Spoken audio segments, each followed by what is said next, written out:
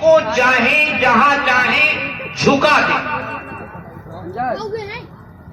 آپ دیکھتے ہیں شادی بیاہ کا موقع ہو، موت میت کا موقع ہو، اس موقع کی جتنی رسمیں ہیں، جتنے رواج ہیں، گھر کی خواتین اگر اٹل ہو جائیں کہ یہ ہم کو کرنا ہی ہے، تو چاہے مفتی صاحب ہوں، چاہے مولوی صاحب ہوں، چاہے قاضی صاحب ہوں، اور چاہے محدث ہوں یا مفسر ہوں، سب کو سر جھکانا ہی پڑتا۔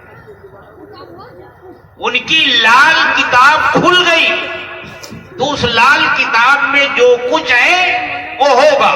شادی بیاہ میں چاہے مولوی صاحب کے گھر میں ہو یا مفتی صاحب کے گھر میں ہو، یعنی اگر وہ اپنے گھر کو اللہ کی نافرمانی کی طرف لے جانا چاہیں تو لے کر چلی جاتی ہے۔ اسی طرح اگر وہ یہ فیصلہ کر لیں کہ اپنے پورے گھر کو اللہ کی فرما برداری کی طرف لے جائیں گی تو ان کے لیے یہ بہت آسان ہوتا ہے۔ وہ اگر فیصلہ کر لیں کہ بچے کو حافظ بنانا ہے تو شوہر لاکھ کہتا رہے میں ڈاکٹر بناؤں گا، انجینئر بناؤں گا، یہ بناؤں گا، وہ بناؤں گا، وہ حافظ قرآن ہی بنا کر چھوڑیں گے۔ اور اب تو ایسا ہو گیا بچے حافظ قرآن بھی بن رہے ہیں، ڈاکٹر بھی بن رہے ہیں، حافظ قرآن بھی بن رہے ہیں، انجینئر بھی بن رہے ہیں، کوئی مشکل نہیں ہے۔ آپ نے نام سنا ہوگا حضرت مولانا عمر پالن پوری رحمۃ اللہ علیہ کا۔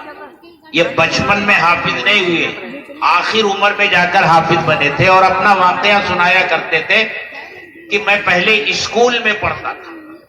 ایک دن میں اسکول سے گھر میں آیا، میری والدہ گاؤں کی ایک بڑی بی تھی، ان کے یہاں جایا کرتی تھی دین کی کچھ باتیں سیکھنے کے لیے۔ میں جب گھر میں داخل ہوا تو میری والدہ نے مجھے آواز دی، بیٹا عمر ادھر آؤ۔ میں نے بستہ رکھا اور جب حاضر ہوا تو کہنے لگی بیٹا عمر تم حافظ قرآن بن جاؤ۔ میں نے کہا امی جان میں حافظ قرآن کیسے بن سکتا ہوں؟ حافظ قرآن بننے کے لیے تو مدرسے میں جانا پڑے گا، میں تو اسکول میں جاتا ہوں۔ میری امی کہنے لگی بیٹا کچھ بھی ہو، میں چاہتی ہوں کہ تو حافظ قرآن بن جا۔ آج میں بڑی بی کے پاس گئی تھی، انہوں نے بتایا کہ حافظ قرآن کے ماں باپ کے سر پر قیامت کے دن نور کا تاج رکھا جائے گا۔ بیٹے میں چاہتی ہوں کہ جب مائیں میدان محشر میں آئیں اور ان کے بیٹے حافظ ہوں اور ان کے سروں پر نورانی تاج رکھا جائے، روتے ہوئے کہا کہ بیٹا میری خواہش ہے کہ میں بھی انہی ماؤں کی صف میں کھڑی ہوں جن کے سر پر نورانی تاج رکھا جائے گا۔ بیٹا تو حافظ قرآن بن جا، بیٹا تو حافظ قرآن بن جا۔ فرماتے ہیں بچپن میں تو نہیں بن سکا، 55 میں آ کر بن گیا حافظ قرآن۔ تو ماؤں کی تو وہ طاقت ہوتی ہے، اگر وہ فیصلہ کر لے اور وہ ٹھان لے تو ان کی آواز دنیا تو کیا عرش پر بیٹھا ہوا خدا بھی سنتا ہے۔ حضرت خولہ رضی اللہ تعالی عنہا، ان کے شوہر نے ان سے زہار کر لیا، وہ اللہ کے رسول صلی اللہ علیہ وسلم کی خدمت میں حاضر ہوئی اور کہا اے اللہ کے رسول میرے لیے اب کیا حکم ہے؟ میں بڑھیا ہو گئی، میرے چھوٹے چھوٹے بچے ہیں اور شوہر نے میرے ساتھ یہ معاملہ کیا، اب میں کہاں جاؤں؟ اللہ کے رسول نے فرمایا تو اپنے شوہر کے اوپر حرام ہو گئی۔